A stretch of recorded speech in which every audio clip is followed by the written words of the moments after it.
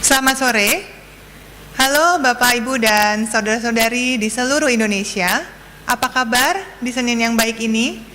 Tetap sehat dan semangat ya. Pada hari ini saya memiliki beberapa berita gembira, ada 3 tepatnya. Yang pertama, makin banyak saudara-saudara kita yang tadinya dirawat kini telah sembuh dari COVID-19. Dari total kasus aktif kita saat ini yang berjumlah 66.262, sebanyak 3.492 sudah selesai isolasi dan perawatan di hari ini.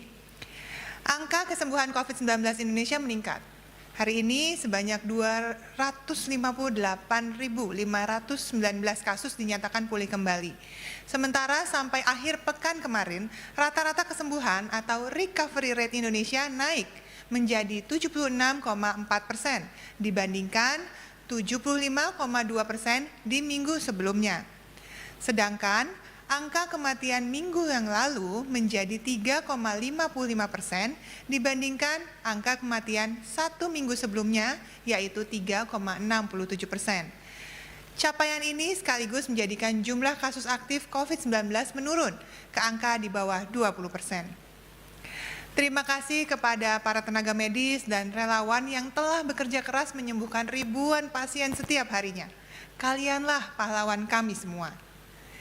Ini juga berarti bahwa strategi testing, tracing, dan treatment atau 3T efektif dalam memutus mata rantai penyebaran COVID-19. Berita baik yang kedua nih Bapak Ibu. Berbagai survei terhadap perilaku masyarakat menunjukkan makin banyak warga Indonesia yang patuh dan disiplin menjalankan 3M.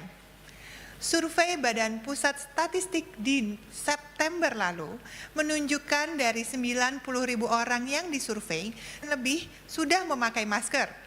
Dan lebih dari 75% warga sudah menjalankan cuci tangan dengan sabun dan sudah menjaga jarak. Ada juga survei dari Johns Hopkins yang menyatakan 80% dari 6.000 responden di Indonesia sudah menerapkan pakai masker dan cuci tangan. Tapi ternyata kurang dari 80% yang menjaga jarak. Meski survei tersebut menggambarkan banyak orang yang sudah tahu 3M, namun ternyata masih ada yang belum benar-benar paham manfaat pencegahannya tersebut.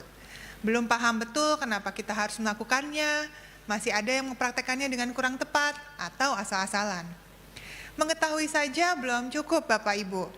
Memahami dan melakukannya dengan disiplin, memakai masker dengan benar, jaga jarak aman, dan cuci tangan dengan rutin sesuai dengan panduan, itu baru benar-benar bisa melindungi. Jangan kendor ya Bapak Ibu, 3M itu satu paket, satu kesatuan. Karena terbukti mampu menurunkan resiko penularan hampir ke 0%. Ini artinya kita bisa tetap produktif, tapi tetap aman COVID-19. Ada bukti terkini nih, beberapa provinsi yang mencatatkan banyak kasus kini sudah mulai berhasil mengendalikan penularan. Kabupaten kotanya banyak yang turun dari zona merah ke zona kuning dan zona oranye. Kesuksesan mereka adalah kombinasi dari 3T dan 3M. Kolaborasi yang baik antara pemerintah, daerah, dan masyarakatnya.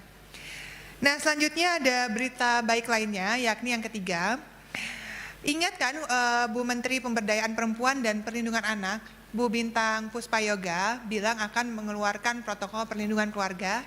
Nah, di Jumat lalu KPPPA bersama Kementerian Kesehatan dan juga Badan Nasional Penanggulangan Bencana atau BNPB telah menyusun keputusan bersama tentang protokol kesehatan keluarga pada masa pandemi COVID-19.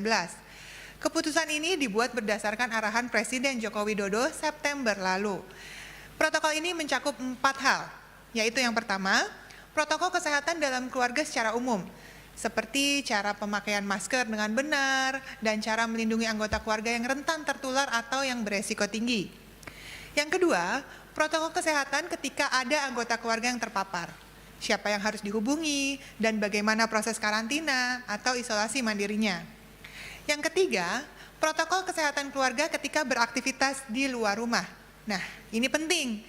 Cara membersihkan diri sebelum berinteraksi dengan anggota keluarga yang ada di rumah, memastikan kita tidak membawa pulang virus masuk ke dalam rumah dari pakaian ataupun barang-barang bawaan kita.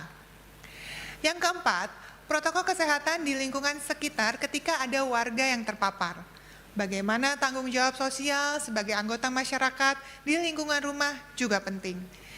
Dari mulai menjaga kebersihan lingkungan, sampai dengan tidak memberikan stigma negatif kepada tetangga yang positif COVID-19. Mereka justru yang harus dibantu. Panduan ini disusun untuk menekan angka penularan COVID-19 di lingkungan keluarga yang sangat tinggi. Ingat Bapak Ibu, ada puluhan juta keluarga di belasan ribu pulau di Indonesia ini. Potensi tinggi penularan klaster keluarga bisa datang dari orang terdekat yang ternyata menjadi karier atau pembawa virus. Sebagian dari 1.299 klaster yang ditemukan Kementerian Kesehatan adalah klaster keluarga. Kepala BKKBN, Dr. Hasto Wardoyo, mengatakan klaster keluarga ini memang sulit dihindari karena mereka yang terkait dengan klaster-klaster lain, klaster kantor, klaster pasar, yang semuanya berpotensi bertemunya di keluarga. Kita harus putus penularan di keluarga, karena penularan dari orang terdekat bisa berdampak fatal, terutama bagi keluarga yang sudah lanjut usia dan memiliki penyakit penyerta. Pemerintah berkomitmen untuk mengawal implementasi protokol ini. Kolaborasi dan sinergi antar kementerian lembaga terus dilakukan untuk memastikan dukungan kesehatan, sekaligus menguatkan ekonomi keluarga di tengah luasnya dampak COVID-19. Sementara peran kita tetap disiplin protokol kesehatan dimanapun dan kapanpun. Mari putus rantai penularan COVID-19 di dalam keluarga. Mari kita bekerja sama, kolaborasi gotong royong antara pemerintah dengan masyarakat. Bisa kan? Indonesia pasti bisa. Salam sehat dari saya, sampai jumpa.